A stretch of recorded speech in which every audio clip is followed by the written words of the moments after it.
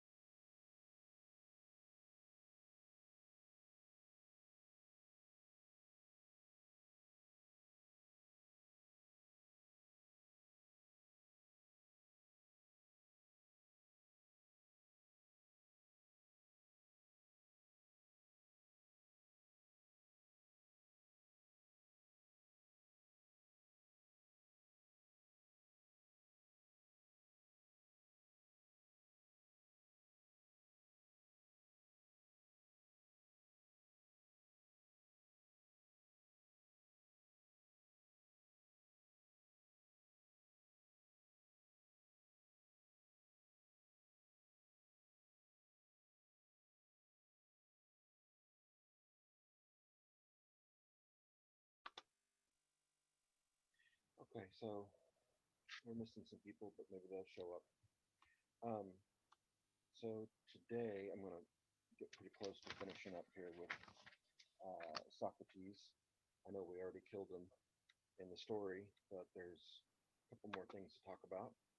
Um, and I'm going to use a live doc, which I'll share with you after class, to make some notes. Actually, I'm going to be writing out notes as I'm talking, and then I'll just share them with you. So you can take notes yourself, or you can just use these, and or maybe take your own notes and add them to what I'm going to say. Um, but however, whatever works best for you. Let me see if I'm sharing this.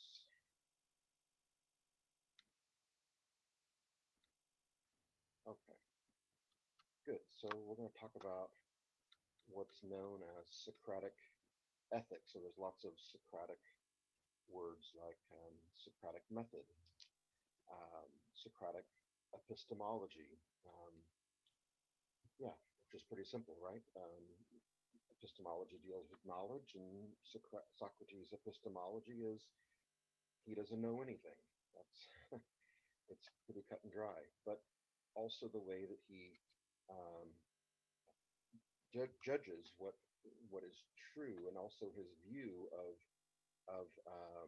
what exactly is knowledge. And so I feel like maybe we didn't touch on this all that much, but his Socratic epistemology is that first and foremost that there are absolutes. There are things that are absolute, and this is what he's looking for. So all of these, um, remember we talked about Protagoras was rather relative in the way he thought about things. Um, that man is the measure. Each individual person has to decide what's right, what's wrong, what's just, and you know, kind of puts things on that course with discussion we're still having today about whether things are absolute or relative. Maybe some things are, some things aren't, but um, Socrates believes that there are absolutes, and this is one of the reasons why the early church, Christian church, really latches on to through a guy you might have heard of, through Saint Augustine. I hope you've heard of him, who is kind of given the task and, for lack of a better word, to Christianize a lot of these Platonic and Socratic ideas and concepts, because they knew him that he had actually been a Platonist, as they would be called, or a Neoplatonist, actually, and that he would be someone that knew the philosophy, and he did, in fact. And so we see a lot of Platonic thinking or ideology, um, maybe masked under different titles, more Christian titles. But this idea of absolutes is kind of where that begins. That there are things that are absolute, and of course Christianity would does in fact believe that, obviously. Um, so his epistemology, what he knows about what he knows. Yes, he admits that he knows nothing, We what he can't hear you believes very and what he well. believes and why. But there are things that are absolute about the world and his thinking. So when he's asking people questions like, "What is piety?" to Euthyphro, Euthyphro is giving examples and ideas and possibilities, but Socrates wants to know, no, what is it that's beneath that thing? What is that underlies that idea of piety? Because we all seem to have an idea what piety is. We all know, we have a sense of what holiness is, and that fact alone, that we all have that sense about it, is enough to make Socrates believe that there must be something that we share in common, that makes all pious acts to be pious.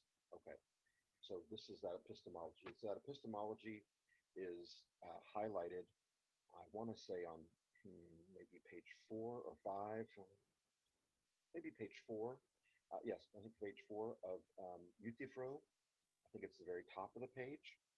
Could be wrong, but it's the part where he talks um, about yeah. Don't forget, I didn't ask you to show me examples of piety, but to give me a standard by which I can judge all actions and determine if they're pious or impious. Okay, that's that. I feel like maybe we didn't talk about that, but Hair Weaver, we can't hear you very well. let's see here. I think I've got just 1 second here.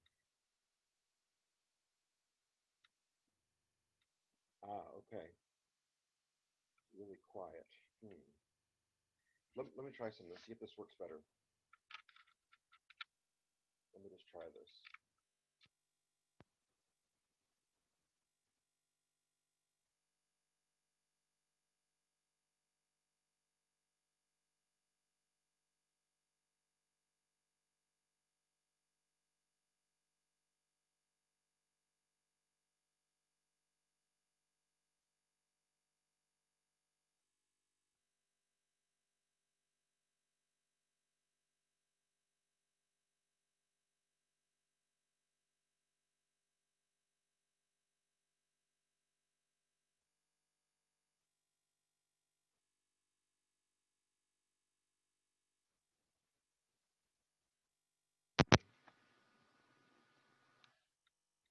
I'm sorry, guys. Let me. Hmm.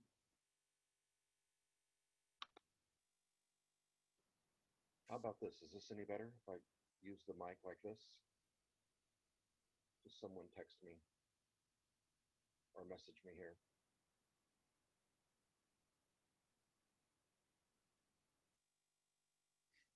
If I talk like this, not better for Grant. Okay. Oh no. Hmm.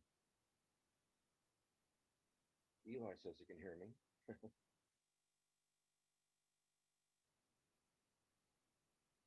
Anyone else? Just let me know. Sorry about this. Just barely. Okay. Hmm. Okay. Well, I'm recording this, so um, I'm gonna go ahead and go ahead. Is there anyone who can't hear me at all? Who was said they can't hear me at all earlier?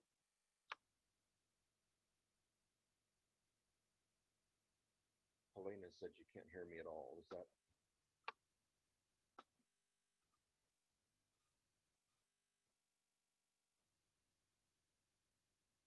Tell me if you can't hear me at all, somebody.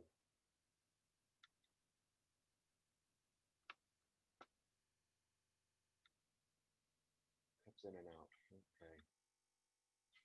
All right. Well, if you guys can hang in there with me, like I said, I'm recording it, so not really. Okay. I'm recording it, so I'm going to hope that it records better.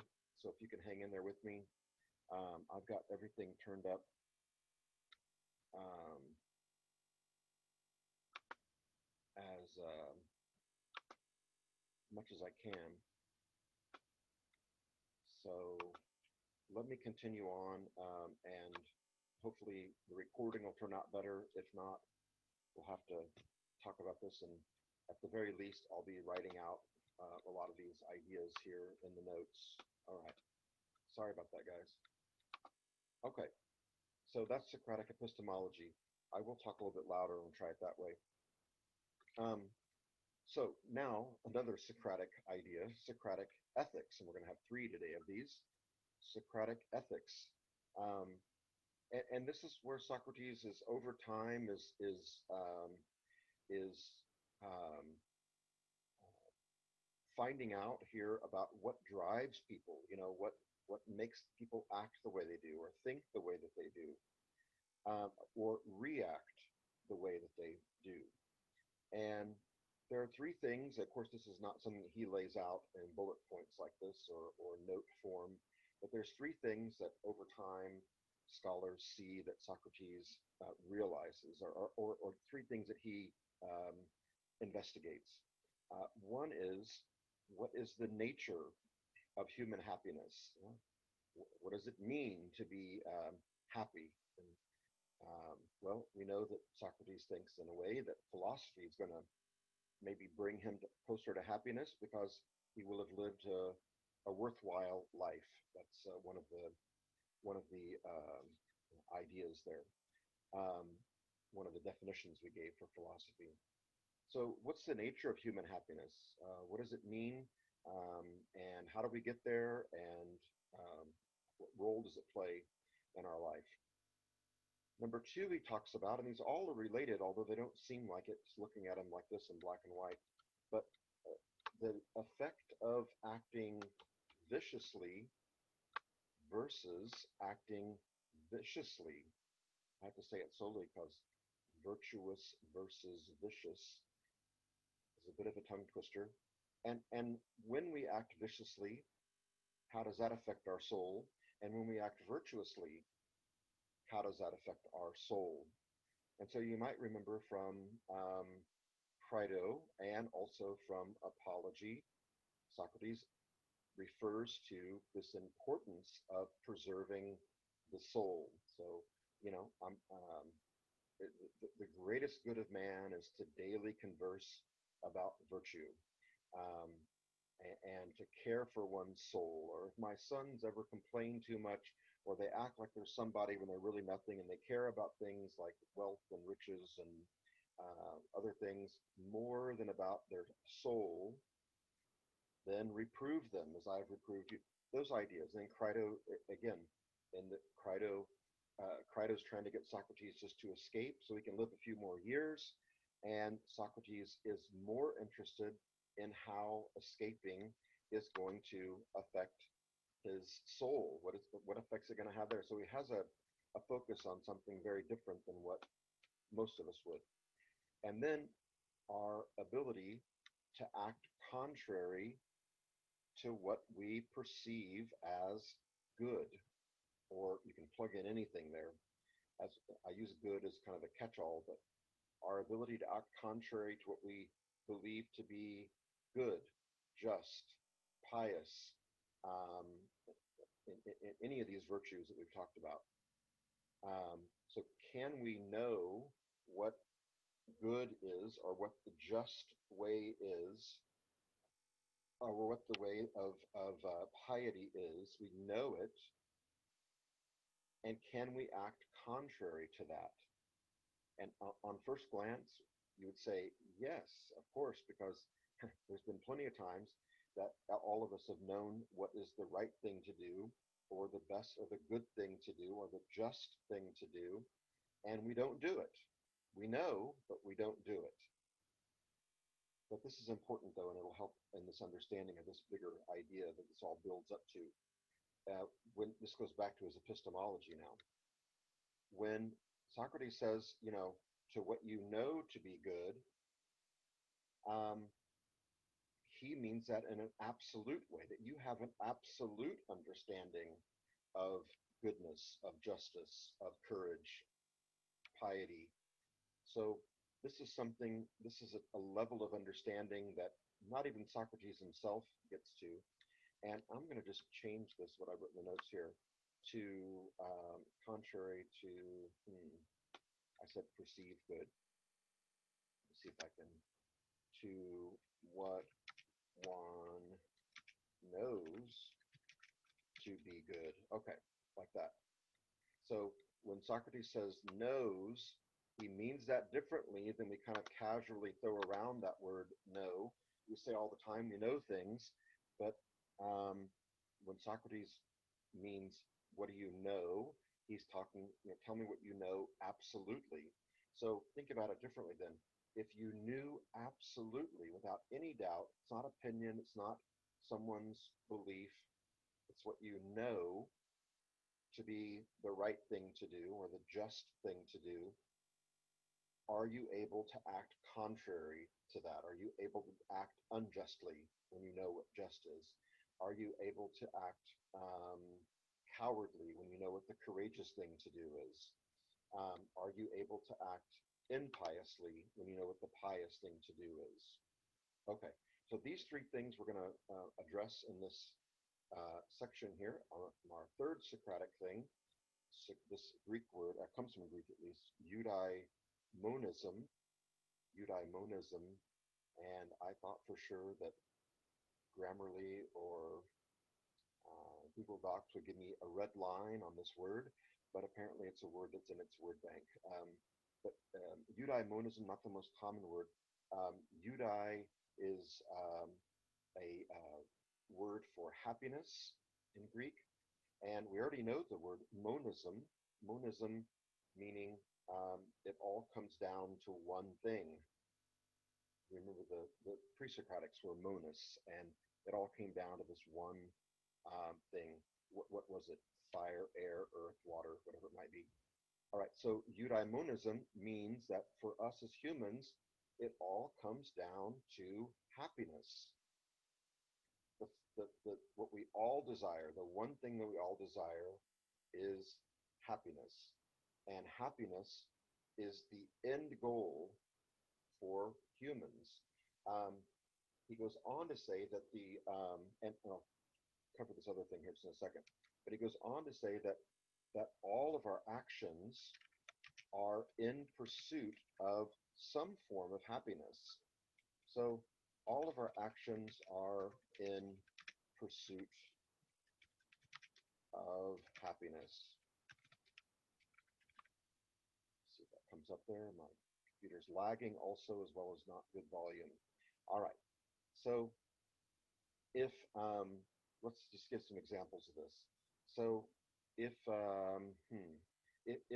if I decided to drive down Utica, and I had a convertible and kind of a sports car, and people might do this. Maybe they drive down Utica between 21st and 31st, going 90 miles an hour with the top down, music blaring, no seatbelt on.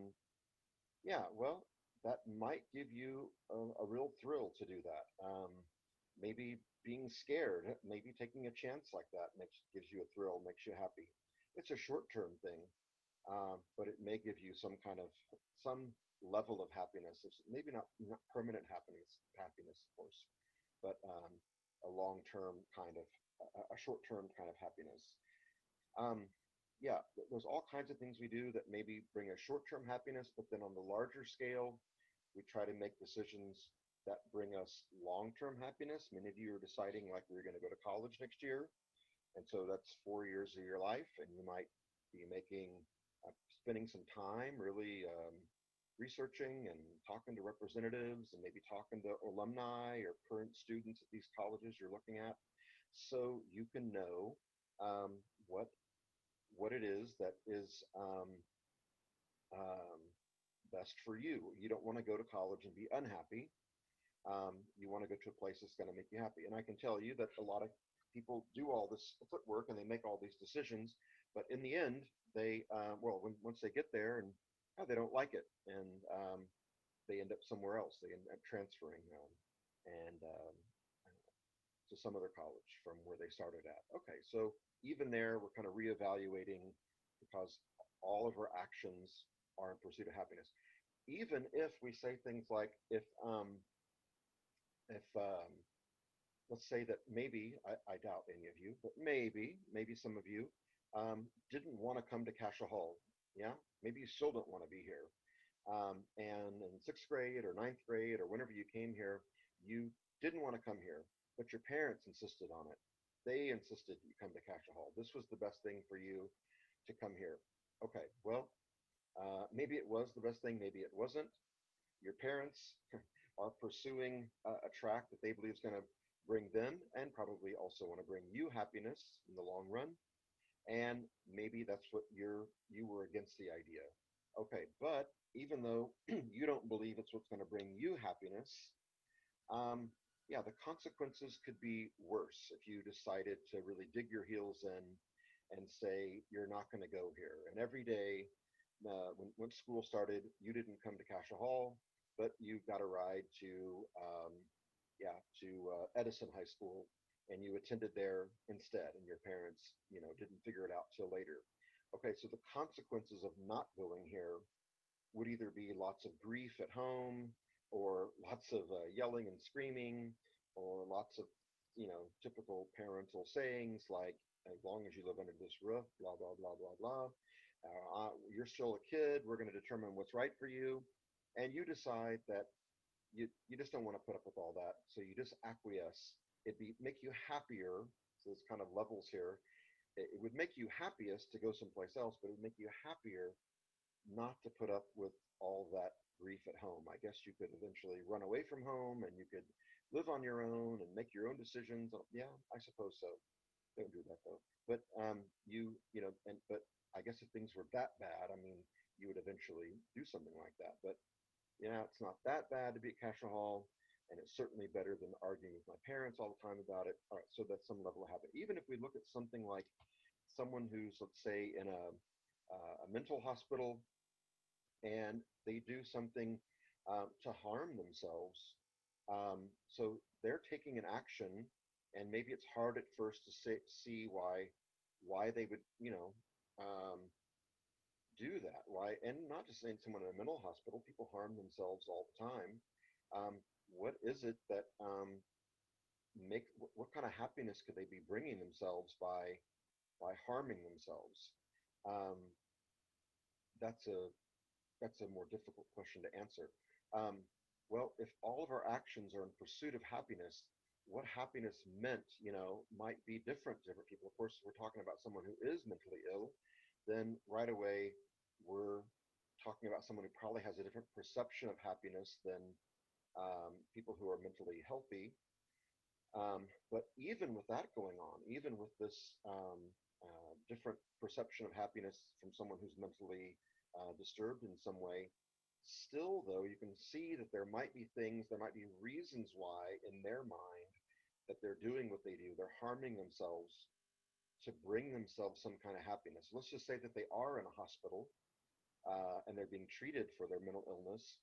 And let's just say that I mean, I'm not trying to be disrespectful to people who have mental issues because it's a real problem.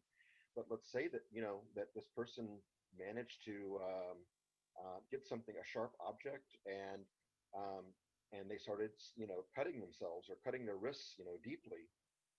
Um, okay, and if they don't get help, they're going to bleed to death inside their room or their cell or wherever however they're handled there. Okay, well, you could say, the nurses and the attendants who work at the mental hospital, um, they don't just ignore that kind of thing. They don't just come to your cell or the window on the door of your room and just stare at you and say, "Oh wow, that's going to be really a lot of work to clean all that blood up," and to stand around and kind of stare at you as you bleed. They don't do that. What happens? Well, if you somehow jam the door or what, they're going to come busting in that door, and they're going to, lots of people coming in, doctors and attendants, nurses, and they're going to be coming in, and they're going to be helping you. And then that's not where it ends. You're going to be, they're going to contact your family. They got to tell them what happened. You're going to get evaluated again. You're going to, and maybe in the kind of desperate attempt to, you know, to maybe bring yourself attention of some sort. Um, um, it brings you some level of happiness. Again, this is someone who's mentally ill, and their ideas will be different than ours, probably. I hope so. But yeah, so you can even see that even within the mind of someone like that, even their actions could be in pursuit of human happiness. Okay, so Socrates then, taking this idea of eudaimonism, tells us then, and really, I don't want to say it's out of character for Socrates, but it is a little bit, because he kind of just asks us to kind of um, accept this idea that happiness comes from, and he's already hinted at it in the stories I just mentioned earlier about with Crito and in Apology, but happiness comes from having um, a what he calls a flourishing and healthy soul. So earlier I asked, and we'll get to that, what are the effects of acting viciously on your soul? What are the effects of acting virtuously on your soul? And there must be some effect, according to Socrates. But happiness, though, you see the connections now between what I said earlier, comes from having a healthy soul. So whatever those effects are going to be something that go along with this idea of the soul, of the preserving our soul, or something like that. So if the soul is meant to be healthy and flourishing, then we have to pursue things that are going to make our soul healthy, that are going to keep our soul healthy. And already here you can see some parallels again to Christianity. And if you don't like the idea of the senior thesis paper about the what did I say about the parallels between Christianity and our Christ himself and Socrates, another good idea for a paper would be something you could tie into theology as well, about these ideas that Augustine took from Plato and gave them these Christian um, topic, or these Christian titles, we'll say, Christianized. I hate to say that, but Christianized Platonic ideas. And I didn't say this already, but this is the same thing that Thomas Aquinas does many, I don't know, 1,000 years later. He does the same thing with Aristotle's ideas. Of course, Aristotle's ideas, a lot of them came from Plato and Socrates, but he had his own ideas as well. But okay, let's talk first then about vicious actions. And I always have a hard time spelling vicious because it always comes out different. Let's see here, vicious actions. Good. I guess I spelled it right. Sometimes I spelled viscous or something like that. All right, I'm going to take this. Okay, so vicious actions. All right, vicious actions. If we act viciously, yeah, you get mad at your senior class and you decide you're going to take your key and you're going to walk down all the senior cars and just run your key right along the paint on every senior car you can find. Yeah, they've made you angry, and that's going to make you happy. That must be the go along with eudaimonism. You are acting viciously because you've decided that acting viciously is going to make you happy. So anytime we take revenge, we believe that it's going to make us happy by making someone else miserable.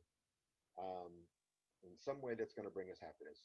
Maybe we think it's going to bring us long-term happiness, but maybe we know deep down it's just going to make you feel better for a while. Okay, well, Socrates says about vicious actions that it's better for a person to um, um, be harmed than to inflict harm.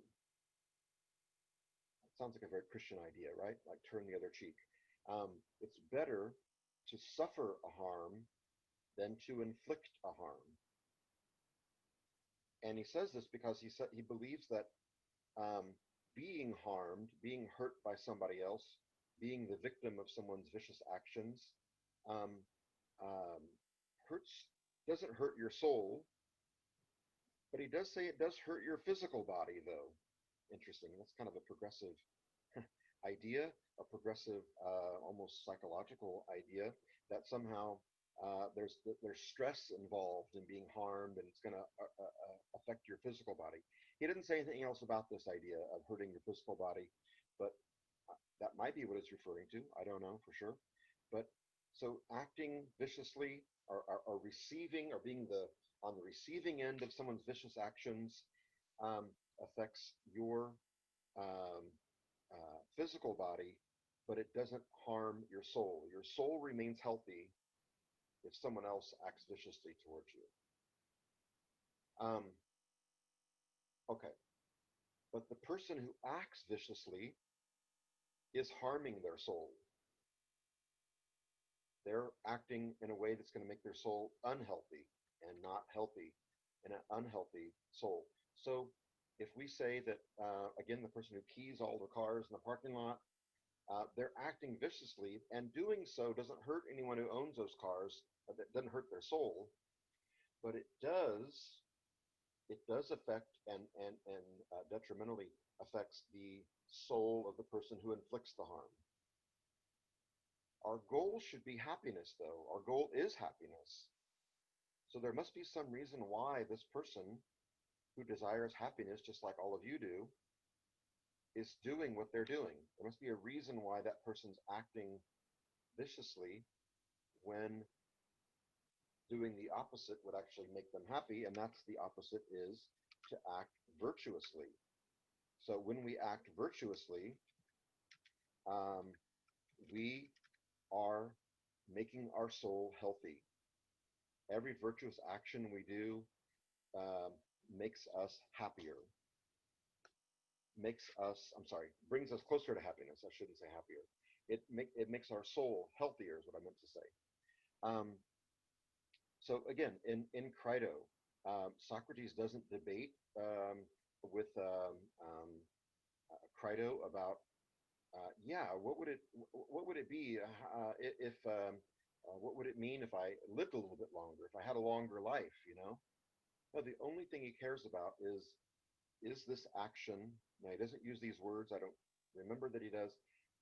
What would be better if I act viciously, which he believed going against the judgment of the state would be acting viciously. That's going to damage the soul. Or virtuously, which in his mind was staying in prison, was acting um, was acting um, virtuously. So that's the only thing he's concerned about, not about living longer. It's almost more about going into the afterlife. Am I going to have a soul that's healthy when I pass from this life to the next one, or am I going to have a soul that's been damaged because I acted at the very end of my life, acted viciously? So why, if we all know that if we all desire happiness, if that's our end goal, if all of our actions are in pursuit of happiness, then why do we act viciously? Maybe because we think it's going to bring us some short-term happiness, but the other reason why is because, Socrates would say, is because we do it out of ignorance. It's because we don't really know what action is vicious and what action is virtuous. That's kind of an extreme example about the keying of people's cars. We kind of all kind of have an idea that's not the right thing to do. But if we act viciously, why? Why? If we're all moving towards happiness, what makes us act that way then? Because acting viciously is not going to make our soul happier or healthier. Therefore, we're not going to move towards happiness. But acting in a way that is virtuous will do that. Why do people act vicious? People act viciously all the time. Why is that? Well, Socrates again says it's ignorance. This is because we don't know. We think this is the right thing to do. We think this is going to make us happy. We think that this is it, but somehow we're not doing that. We would do we would do what was um, uh, virtuous, right? Just if we knew what that thing was. And again, for Socrates, this is a an absolute kind of understanding of that. All right, um, so I can take that to the next, the third level of this whole thing is, pursuing what we know to be good, as opposed to pursuing what we know to be wrong. And Socrates believes, I'm going to write this down here, what we know to be good. All right, let's see, that'll fill in there. Good. So what we know to be good, if we knew absolutely what was good, Socrates says we would never act viciously. So almost like a motor on an engine, or a motor on a car or a boat or whatever. Um, that's what moves the boat or the car forward, is that motor. Okay. Um, but the motor then within us as humans is this drive, this desire for happiness. And if we knew that acting virtuously is going to bring us closer to happiness, because the way to happiness is to have a healthy soul. The way to get there is by acting virtuously. And if we knew what virtue was, we would always act in accordance with virtue. Why? Because we're going to be driven from the background. We're going to be driven by um, our desire for happiness. So knowing, and I use the word good in this last line I just typed here as a catch-all for all the positive virtues that we've talked about. If we know absolutely what is good, what is just, what is pious, okay, then our desire for happiness and our knowledge that acting virtuously, or acting in a good way, is going to bring us happiness, we would not be able to act out of accordance with that which we know to be good. So I'm going to try this. I'm just have this idea in my head here. We have knowing, let's say knowledge, and from knowledge, it's kind of a flow chart. I have this in my mind. Let me think here. How can I do this here? Let's do it like this. Knowledge then of, let's say, what's vicious and what's virtuous, what's just and what's unjust. Knowledge of all these ideas makes us act virtuously. Why? Because we all desire happiness.